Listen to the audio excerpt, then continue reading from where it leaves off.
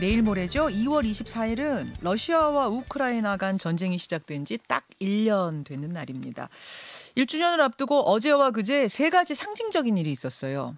그제 미국의 바이든 대통령이 철벽 비밀작전을 펴면서 우크라이나를 깜짝 방문했죠. 미국 대통령이 자기네 군대가 참여하지 않는 전쟁터에 찾아간 거, 이거 아주 이례적인 일입니다. 그 다음 날인 어제는요, 러시아 푸틴 대통령이 국회 연설을 했습니다. 뭐라고 했느냐?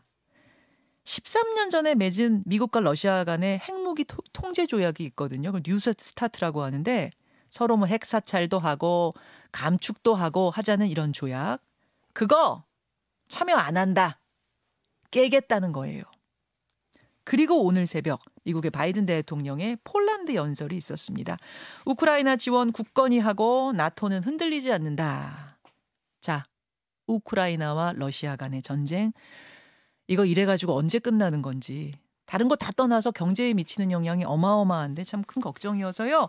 오늘 서울대학교 정치외교학부 신범식 교수와 함께 짚어보려고 합니다. 신 교수님 어서 오세요. 안녕하세요. 예, 일단 어젯밤 푸틴 대통령 연설부터 좀 짚어봐야겠는데 네. 꽤 충격적이었어요. 뉴스타트에서 빠지겠다. 네, 정확히 얘기하면은 뉴스타트에서 빠지겠다라고 하기보다는 예. 이 뉴스타트라고 하는 핵 무기 군축 그리고 또 이제 통제 이런 그 룰을 두고 양국이 합의한 것인데 여기에 이 조약의 이행을 유보하겠다. 예. 이행 유보. 네, 이행을 유보하겠다라고 잠시 중단? 했고요. 뭐 이런 거예요, 그러면? 네, 그렇죠. 이제 그렇게 얘기했는데 뭐 하루 만에 또 나온 얘기를 보니까 네. 미국이 이 지금 하고 있는 고도의 핵무기 개발을 위한 여러 노력들에 우리가 맞대응하는데 만약에 이런 입장들이 변화가 있다면 다시 정상적으로 이 조약을 계속해 나갈 수 있다라고 하는 입장도 밝혔기 때문에 살짝 여지를 뒀기 때문에 네. 그냥 빠지겠다와는 조금 다르군요. 네, 그렇습니다. 그나마 다행입니다. 네. 하지만 꽤 충격적입니다. 네. 그렇지만 러시아에게 있어서 이 소위 말해서 전략 균형이라고 하죠. 예. 결국 결정적인 무기인 핵무기의 균형을 이루는 것이 러시아의 국가 안보에 있어서 대단히 중요한 목표이기 때문에 여기로부터 탈퇴한다는 것 자체는 미국과의 핵무기 무한 경쟁으로 들어갔을 때 러시아가 감당할 수 없거든요.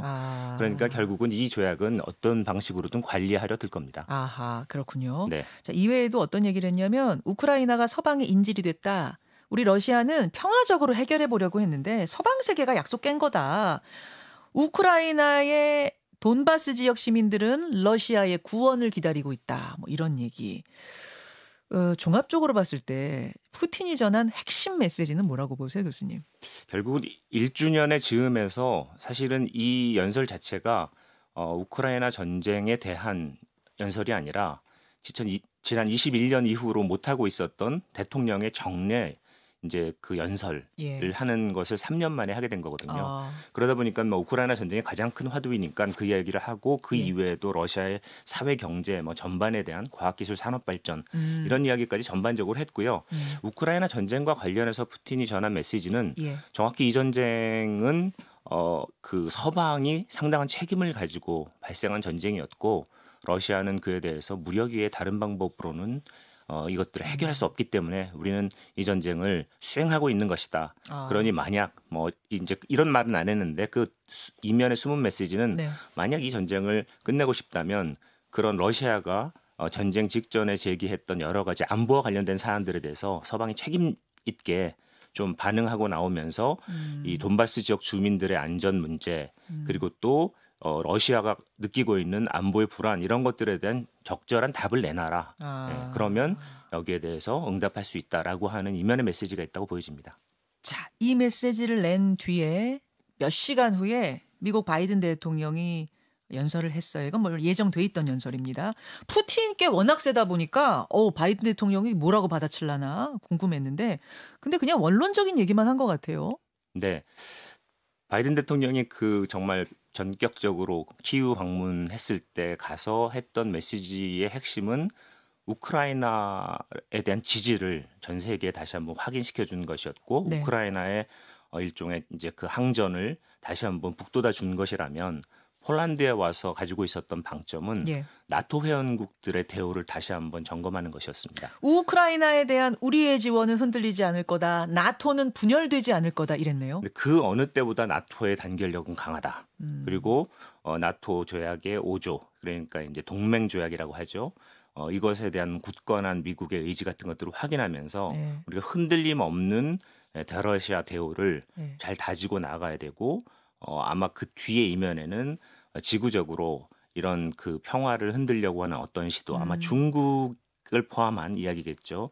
이런 것들에 대해서 나토가 적극적으로 대응해야 한다. 그리고 그렇게 할 것이다. 라는 것을 다시 한번 확인하는 그런 의미가 조금 더 강했다고 보여집니다. 몇 시간 전에 푸틴이 뉴스타트 언급을 했는데 거기에 대해서는 언급을 따로 바이든 대통령은 안 한 거예요? 네, 따로 직접적인 언급은 없었던 것으로 보이고요. 물론 푸틴 대통령 그 언급 뒤에 뭐 그 미국의 국무부에서 바로 무책임한 언사와 행동에 대한 비난들이 있었고요. 예. 그리고 나서 조금 있다가 러시아 측에서도 미국 태도가 바뀐다면 우리도 언제든지 이 문제를 다시 정상화할 수 있다라고 하는 입장을 뭐 이런. 바뀌고 있는 그런 분명한 상황입니다. 자, 하루 더 거슬러 올라가 보죠. 하루 더 올라가서 그제 전 세계를 깜짝 놀라게 하는 뉴스가 있었죠. 바이든 대통령이 가짜 일정표까지 흘려가면서 정말 초극비리에 우크라이나를 방문한 겁니다.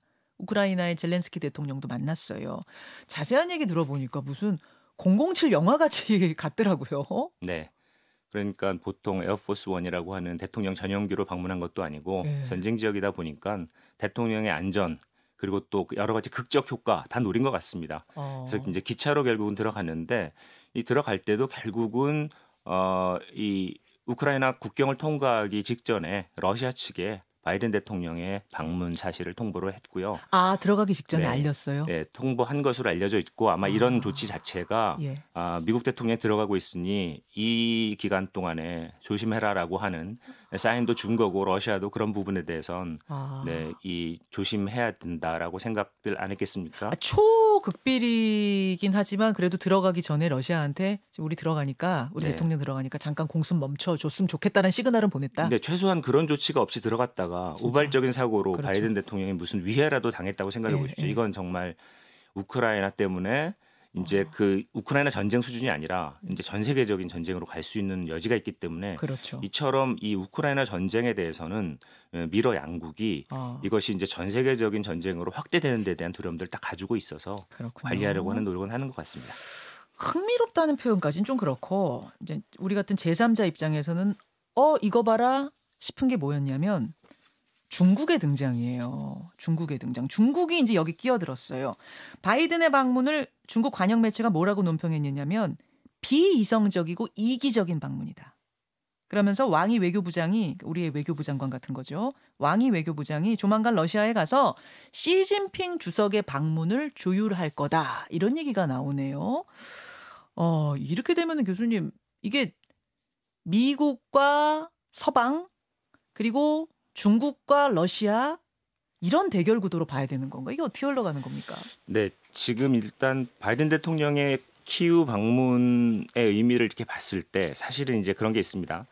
우크라이나가 굉장히 이제 조금씩 힘이 빠져가면서 이제 고전하고 있는 형세 비슷한 것들이 나타나니까 다시 한번 가서 무기 지원을 확인해주고 그리고 나서 그 독전을 한 거죠. 지치지 마라. 네, 지치지 마라. 우리가 뒤에 있다.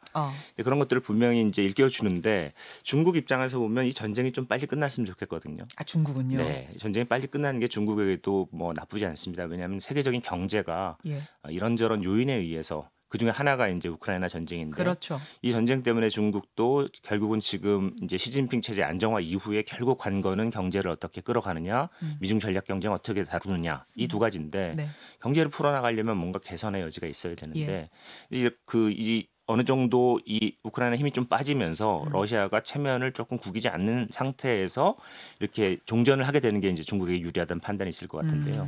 그런데 이제 중국 입장에서 바이든 대통령이 이제 전격적으로 가서 나는 미국의 대통령이기도 하지만 이 범서방의 리더로서 이제 우리는 이 전쟁을 계속 지지할 것이다라고 하니까 중국 입장에서 이 전쟁을 더 끌고 가고 싶은 게 미국의 의지냐 이러면서 굉장히 거기에 대한 불편한 심기들을 표명할 수밖에 없었던 거죠. 근데 지금 미국은 중국이 계속해서 러시아한테 무기 지원해주고 있다고 의심하는 거 아니에요? 근데 중국이 끝나기를 바라는 입장 맞아요?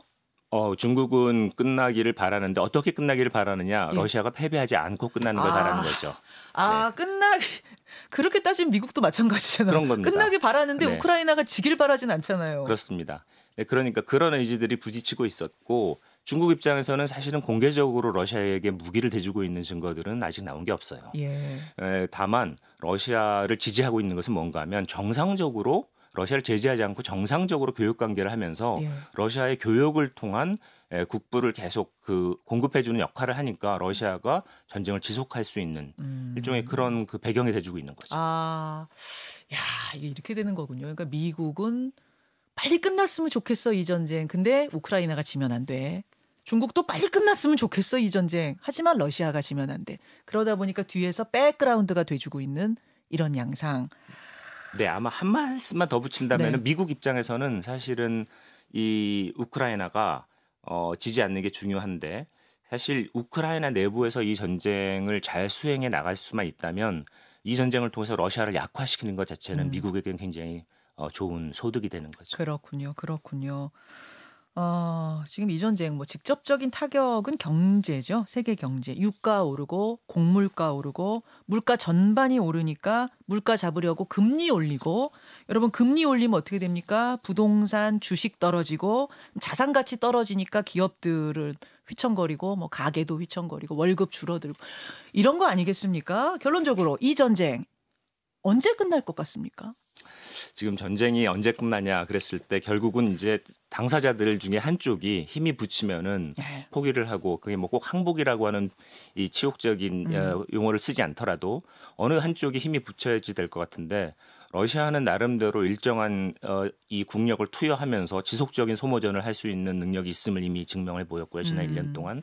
우크라이나는 서방의 지속적인 지원을 확보하고 있기 때문에 네. 이 전쟁은 이제 계속 갈 수밖에 없는데 그러면 뭐 푸틴 대통령도 물러가기에는 국군을 걸고 있다고 선언을 했고 뭐 이 젤렌스키 대통령 입장에서도 이 타협하려는 순간 국내 정치적인 뭐 그 붕괴로 봐야 되겠죠.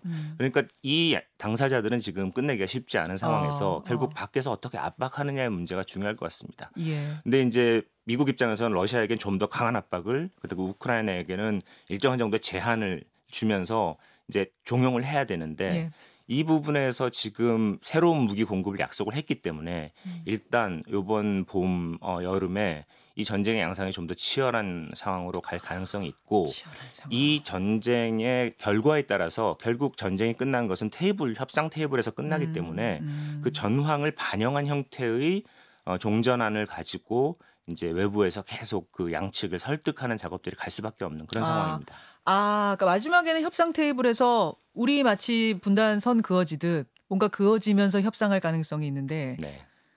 그때까지 최대한 네. 유리하게 네. 우리 쪽에 유리하게 끌고 가야 되기 때문에 전쟁은 치열해질 수밖에 없다. 마지막 총알 하나 남을 때까지 갈 그렇습니다. 수밖에 없다. 그 말씀이시죠. 한국 전쟁에서도 종전협상 시작된 이후의 전투들이 더 치열하게 그렇죠. 갔거든요. 한 채 땅이라도 더 가져야 되니까. 그거죠. 결국은 이 1년 전쟁을 평가해 본다면 러시아는 절반의 성공을 한 거죠. 뭐 돈바스 지역을 영토화하고 해방시키겠다고 했던 그러나 우크라이나를 완전히 장악하는 거는 못 하고 있는 거고요. 예. 우크라이나는 서방의 지지에 힘입어서 선전을 하면서 예. 러시아를 잘 막아내고 있는 이 양상이 이번 봄, 여름 전투를 통해서 좀 더 많은 희생이 동반되어지는 그런 전쟁으로 갈 가능성이 있다. 이런 생각이 듭니다. 그러니까 프리드먼 교수는 한 2, 3년을 내다봤더라고. 한 2, 3년 더 갈 것 같다. 신 네. 교수님은 그럼 대충 어느 정도 예상을 하고 우리가 각오를 해야 됩니까? 저는 지금까지 러시아가 버티고 우크라이나가 버틴 것 자체가 사실은 상당히 특수한 상황이었다고 생각이 되고요. 근데 이 전쟁이 올해 중에 이